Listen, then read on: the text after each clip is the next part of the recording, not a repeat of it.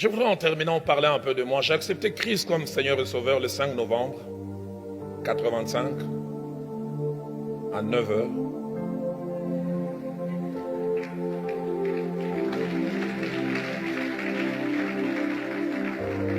Et j'ai évolué 6 mois dans une église jusqu'à ce que quelqu'un invite mon jeune frère à une réunion de la jeunesse à l'église Laborne où j'ai passé finalement 20 ans. Et les premiers jours où j'arrive à cette église, à la fin de la réunion, une parole de connaissance associée d'une prophétie est faite. Il y a quelqu'un qui est venu ici pour la première fois. Dans quelques années, il assumera des grandes responsabilités dans cette église. On était plus de 200 jeunes. Vous savez, quand Dieu vous parle, même dans la multitude, vous savez que ça, c'est pour moi. Et je savais que c'était moi. 87, 88, j'étais un frère quiconque, lambda dans la masse. Un samedi, je viens à la réunion de la jeunesse. Le prédicateur qui était invité n'est pas venu. Et notre leader de l'époque, pasteur Veilly, il dit, y a-t-il quelqu'un qui a fait une méditation aujourd'hui et qui peut partager sa méditation? Je dis oui. Je lève la main, je partage ma méditation. Et puis il pose la question, comment ça vous appelez les frères Dalo? Il avait semble-t-il tellement aimé ma méditation. À la fin de la réunion, il fait un communiqué. Les frères qui avaient partagé la méditation tout à l'heure, les frères Dola. Dola,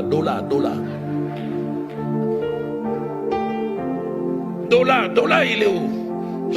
J'ai levé, mais c'est... Et puis j'ai levé la main, j'ai dit toutes les lettres sont la main un peu renversées. C'est pas Dola, c'est Dalo. Il me dit, j'ai une petite équipe avec laquelle je prie chaque mardi. Et quand tu as partagé ta méditation, quelque chose s'est passé dans mon cœur. Je veux que tu joignes mon équipe. Et je commençais à prier avec lui chaque mardi. 1 année et demie après, j'oublie jamais. La nuit de samedi à dimanche, j'ai fait un songe. J'ai vu comme si j'étais dans une équipe de football où il y avait une vingtaine de joueurs. Et à la fin de l'entraînement, on choisissait les 11 titulaires qui allaient jouer les matchs le lendemain.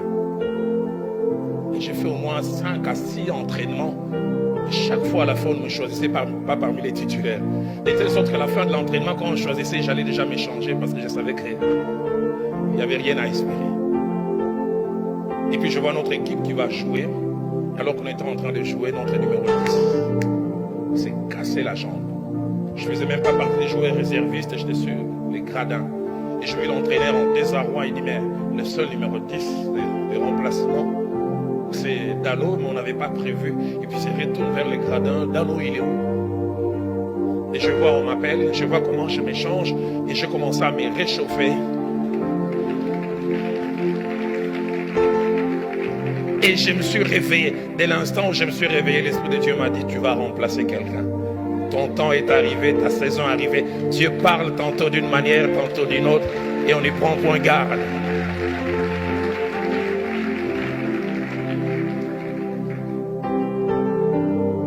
Et les dimanches, j'arrive au culte, mon leader, le pasteur Veilly, dit, à partir de demain, j'ai séminaire à l'extension de la Borne, la première grande église de la Borne, pour ceux qui connaissent l'église des Larches. Et je commence demain, lundi, jusqu'à dimanche. Et je voudrais que demain, tu m'accompagnes. Tu m'as mis à cœur que tu sois le seul à m'accompagner. On va prier de 9h jusqu'à midi. Et puis vers 14h, on va aller au lieu de la réunion. J'arrive chez lui à 8h30. On commence à prier. En général, c'était quelqu'un bulldozer dans la prière. Mais il ne carburait pas. Plus tard, je suis qu'il faisait le palu. Vers 10h, il dit, Dalo, prie seul. Je priais, puis vers midi, il m'appelle et dit, j'ai l'impression que je ne pourrais pas aller prêcher. Et puis il a pris une feuille, il a commencé à écrire une lettre avant de mettre dans l'enveloppe. Il dit, je voudrais que tu lises avant que je ne te donne. Je n'ai jamais oublié. Il écrit au pasteur titulaire, du moins celui qui l'avait remplacé parce que le pasteur titulaire était en déplacement. Il dit, ce jeune homme est pour moi comme Timothée pour Paul.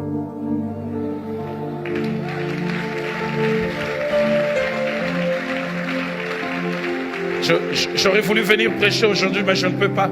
Et si vous croyez en moi, acceptez-le. Quand j'ai lu le courrier, j'ai dit non, je ne peux pas. Parce qu'avant ces jours, je n'avais jamais prêché devant une si grande foule. La plus grande foule, c'était 15 personnes.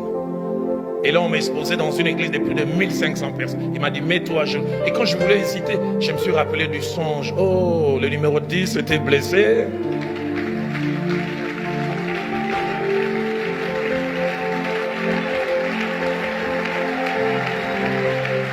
Je voudrais dire au Mathias, le temps arrivera. J'aimerais dire au Mathias, le temps arrive, mais ça ne s'arrête pas là. J'arrive ces jours-là, je n'ai jamais oublié. À l'époque, Dieu ne m'avait pas encore donné l'autorisation de bâtir mon corps. J'ai la moitié de ce que je suis aujourd'hui. Je vais avec ma Bible et les courriers.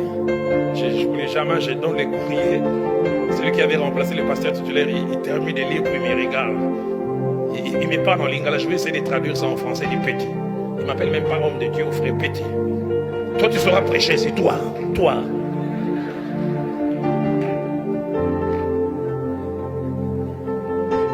Et puis il me dit, attends, on va délibérer si tu prêches ou pas. J'étais là à 5 mètres, ils étaient à 8 en train de délibérer. Je prie, je dis, Seigneur, que ta volonté soit faite. Je n'ai jamais oublié quand il revient, il dit, on a décidé, tu prêches, mais aujourd'hui, Seigneur. Il ajoute, on te donne 45 minutes. Il me dit, petit, si tu dépasses 1 minute, il m'a appelé tout le temps petit, petit. Si tu dépasses 1 minute, il dit, je viendrai moi-même te prendre. Il a dit ça en lingala. L'eau dans bon français, on dirait quoi? T'es déraciné. 1 minute.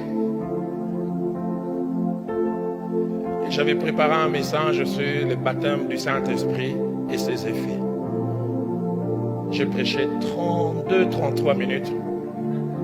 J'ai fait un service de 7 minutes à 8. L'Esprit de Dieu a agi glorieusement. Les gens étaient remplis. J'ai jamais oublié une femme qui avait une forme de goitre et ça a disparu. Et j'ai regardé 43. J'ai dit, aïe!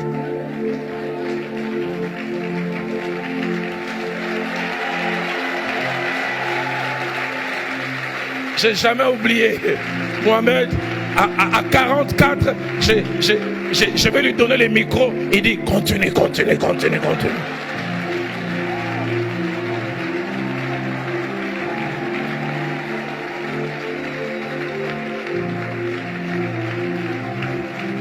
Et ce qui me frappe, c'est qu'au moment où il m'avait introduit, vous savez, des fois, il faut donner la foi, non seulement en Dieu, mais la foi du prédicateur à l'auditoire.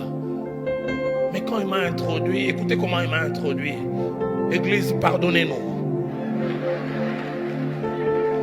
Nous attendions que l'homme de Dieu vienne, mais il est malade et le petit va nous prêcher.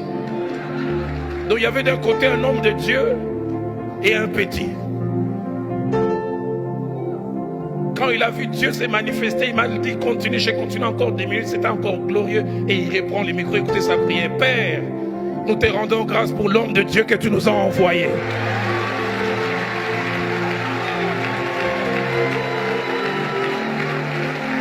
Quelle promotion!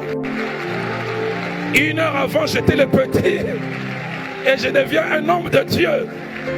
Et il ne s'arrête pas là. Il dit même si pasteur Veille guérit, l'homme de Dieu va continuer.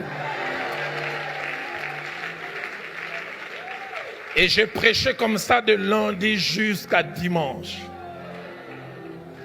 Et j'ai terminé dimanche, Mohamed. Je vais mercredi à notre église de plus de 1200, 1500 personnes. J'ai m'assieds dans la masse.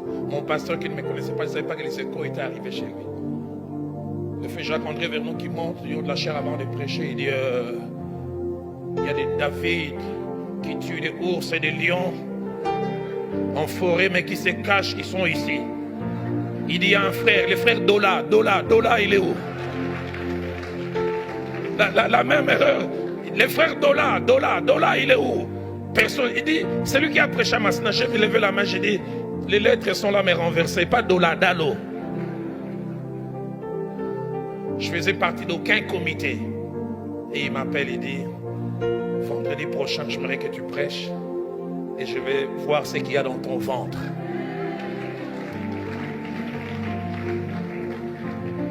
Et le vendredi, je viens, je prêche.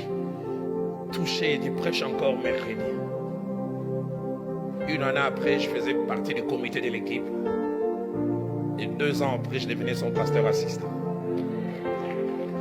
Mathias, laisse Dieu conduire les choses à son rythme.